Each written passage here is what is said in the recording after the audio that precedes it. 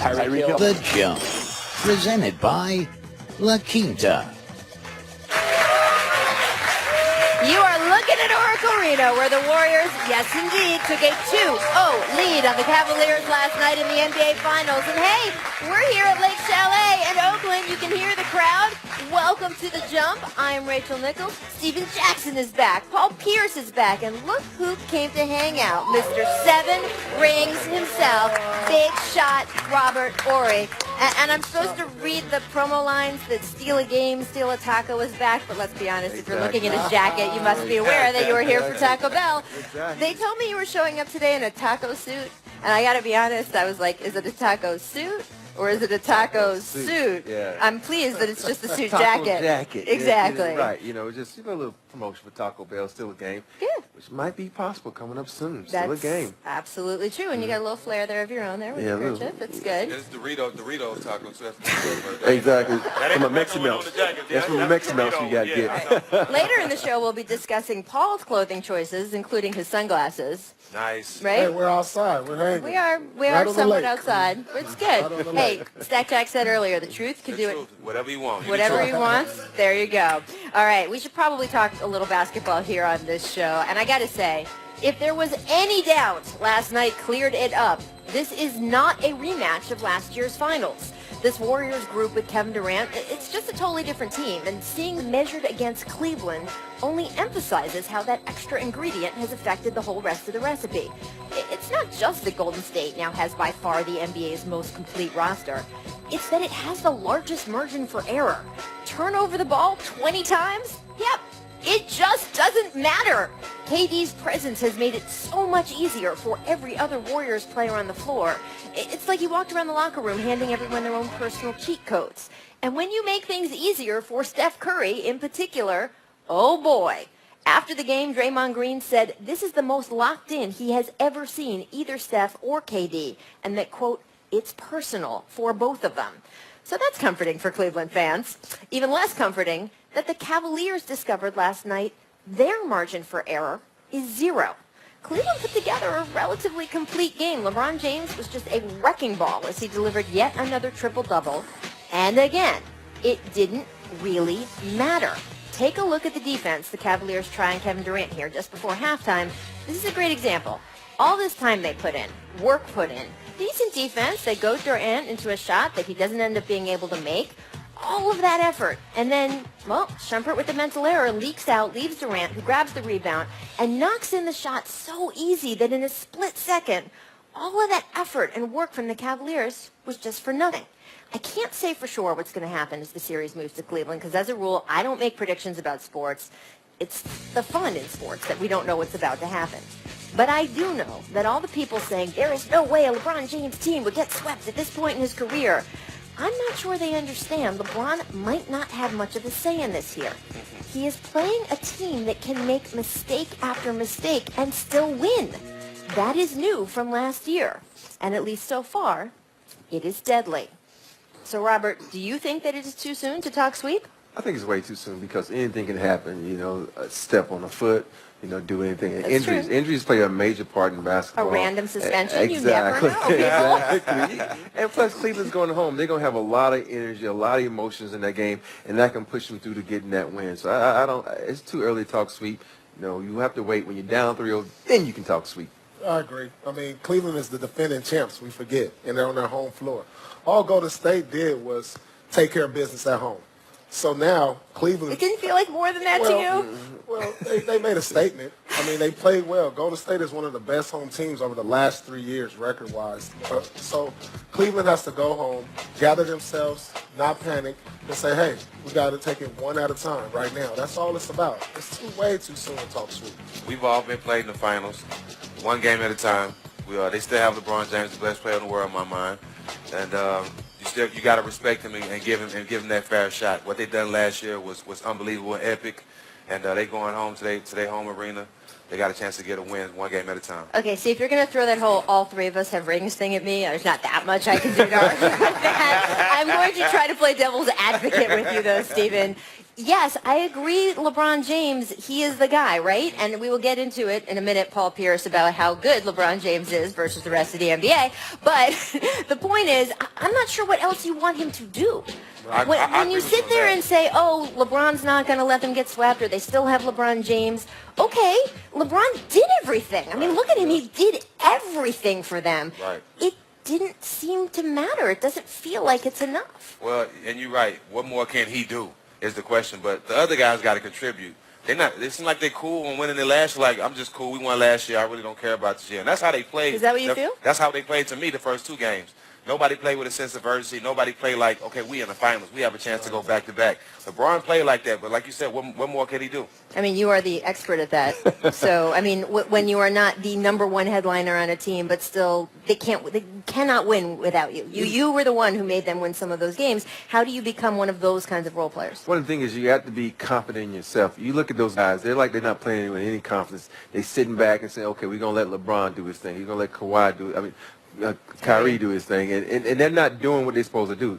And they say just sitting back. And you can't do that and let the stars. You got to go to the stars and say, yo, man, get me involved. I would go to coach and say, dude, give me a shot. Let me feel like I'm in, so you're going to need me down the stretch. Get me involved some type of way. And you also have to go to the coaches because sometimes stars, they will try to take over a game and think they can do it on their own. But as a player, you got to say, yo, dude, you ain't got to do it on your own.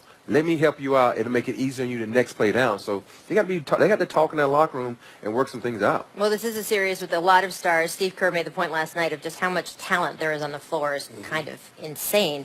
But maybe a little disagreement brewing over who is the biggest star. Someone named Paul Pierce, can't quite place him, I think I know that guy. said something on Countdown last night post-game. Can you guys roll that sound? Because Roll it. we want to hear it. He may be the best player in the world today. Today? You are, wait, Today. whoa. I mean, whoa. look. I mean, we're on the final stage.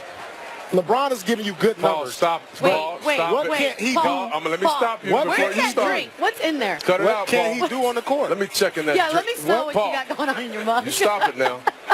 Hey, this is truth juice. This is by the way, this is my favorite. Is that he can back down from it. This is what he tweeted last night after he got off the set. The truth hurts. Man, that's classic. Explain yourself, Mr. I mean, Pierce. we're on the biggest stage, like I said. He's dominating the game. Listen, Cavaliers' game plan to try to slow this man down. He's doing everything he wants. The thing that stands out the most is defensively. We all know he's a great scorer, 4-time scoring champ.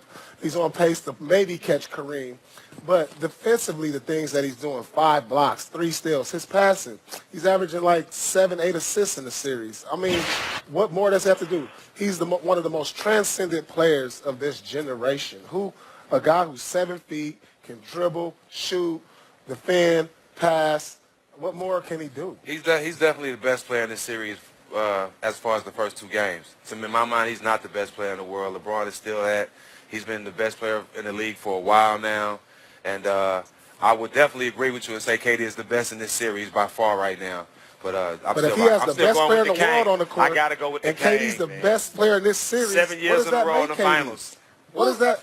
Well, look, I thought our friend Marcellus Wiley had a good analogy earlier today on TV. He was saying it's the difference between racing in the 100 versus a relay, right? If you put LeBron and KD in the 100, just one-on-one. Okay. His point was he thought LeBron would still win. But if you had a relay race, the fact is LeBron's just not getting that baton as early as KD is, and KD is all the way out in the gate before LeBron gets the baton. I thought that was a very good breakdown from Mr. Wiley. was awesome. Not bad for a Yes. football guy, right? Exactly. I totally agree with it because you got to look at what you have around. Like, KD's game is coming so easy because of the guys you have around him, and LeBron is having to work harder because when LeBron goes to the basket, he's having 3 or 4 guys to tackle him. He's getting hit. He's not getting calls that KD is getting, and you got to realize that when you have 4 guys that are all-stars on the team, and you only have 2.5, because I'm not really going to say Kevin Love in my mind is an all-star, Right. but so it's a big difference in when the game's going to come easy to you. And right now, everything KD is having is so easy. That's one of the reasons he wanted out of OKC. Right. Because the game was too hard for him.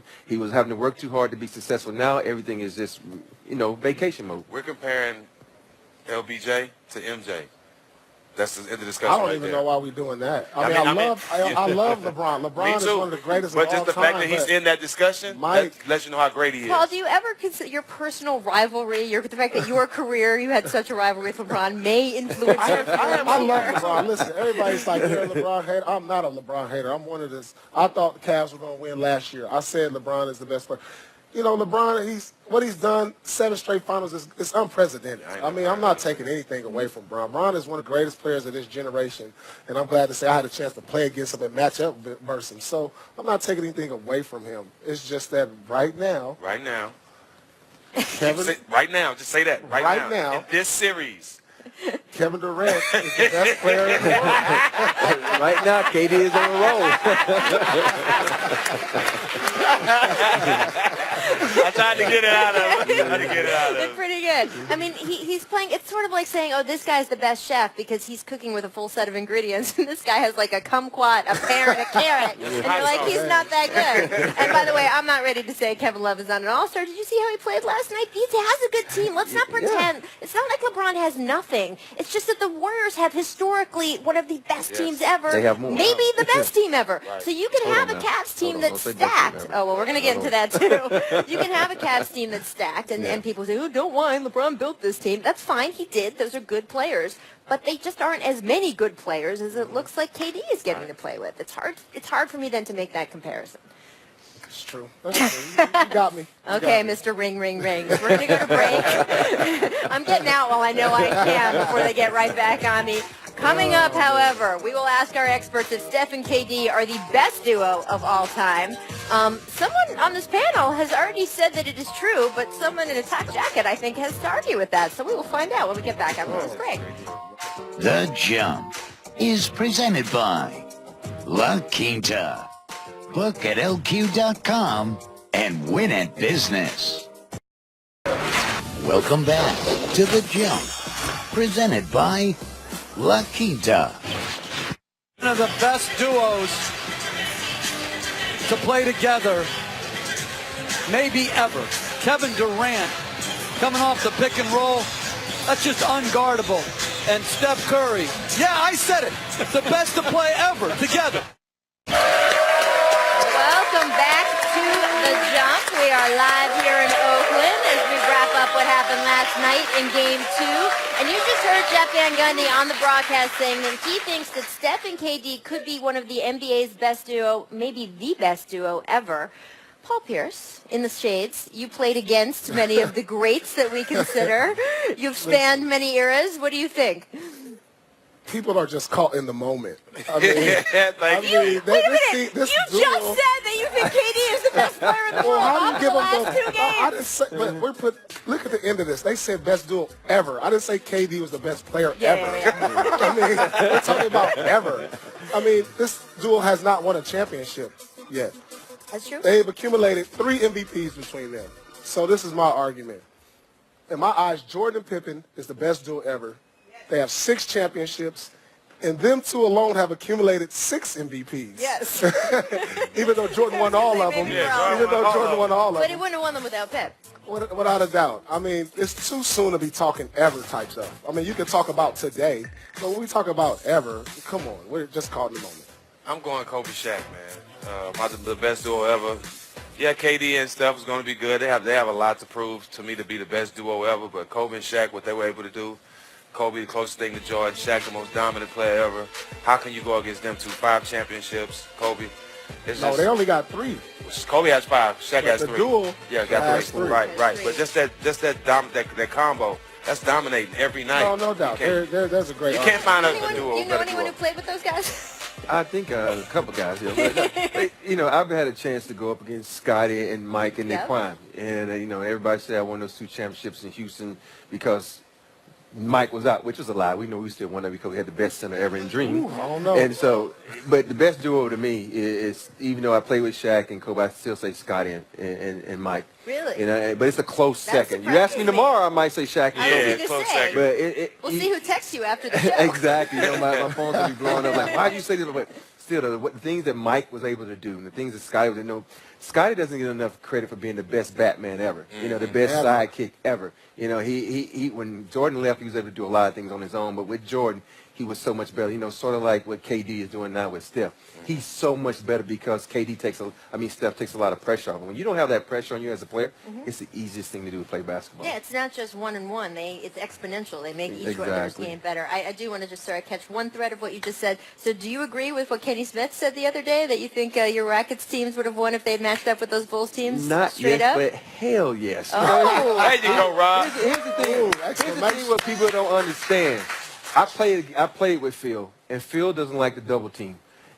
They had nobody that could guard Dream. They had nobody that could guard Dream. I'm going to say that twice because Dream was just that dominant. And I did that because when we played San Antonio one time, Tim was killing me in the block, and Phil refused to double-team Tim to get the ball in his hand. And Dream is 20 times better than Tim Duncan.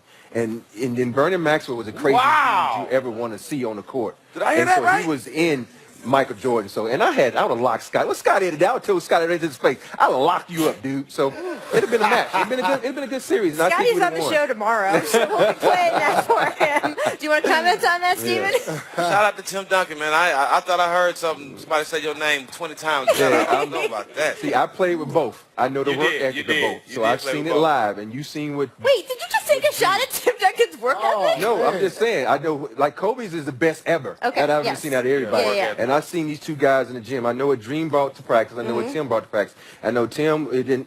He brought work ethic to practice, but it's the extra level. To be a superstar, you have to go to the extra level. Not saying Tim's not a superstar, but I'm Right. saying what Dream Hakeem. brought to the game is amazing. I don't think people understand how good Olajuwon was. Man, I've heard because this. here's the thing. I always tell people, you judge a player by what they cannot do. Who would you want at the free throw line at the end of the game, Dream or Tim Duncan? Tim Duncan. Hey, You go with 85%, or you gonna go with 70% from the free throw Truce, line? do you want to weigh in with the Listen. truth here? Dream was awesome. Dream was Unbelievable. awesome, unbelievable, but he was not 20 times better than Tim Duncan. I'm Not saying that, 20 I'm times. saying that because No you don't way. want Tim on the free throw line at the end of the game. If you're down, you do not want him on the free throw line. Dream is lucky Jordan retired.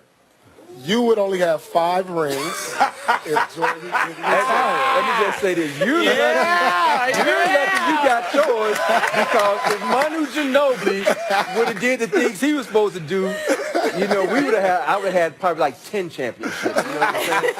So You can't get no more. You ain't got no more fingers, Rob. You ain't got no more fingers, Rob. Come on. it's just for all fun and games. You know, that's what makes this world so good and this panel so good. We all Right. gonna have our opinions. Right. You know, I just love Dream to death, and I just think he doesn't get enough. No, you know, Dream. I don't yeah. think Dream gets enough credit either. That's No, all- he think was about it. dominant. He was Yeah. dominant. Every player goes to Dream to say, "Hell, man, show me your footwork." Right. Show me Well, what you that's do. true. Yeah. No, absolutely. And look, Go to the I'll be, master's for learn. someone like me, hearing you guys talk about it resonates with me a lot more than hearing just some. You guys played the game. You played against both of these guys. You played with these guys, so you were able to sort of have your perspective and argue just like the rest of us. All right, it is time for today's distant replay, which is brought to you by Garmin.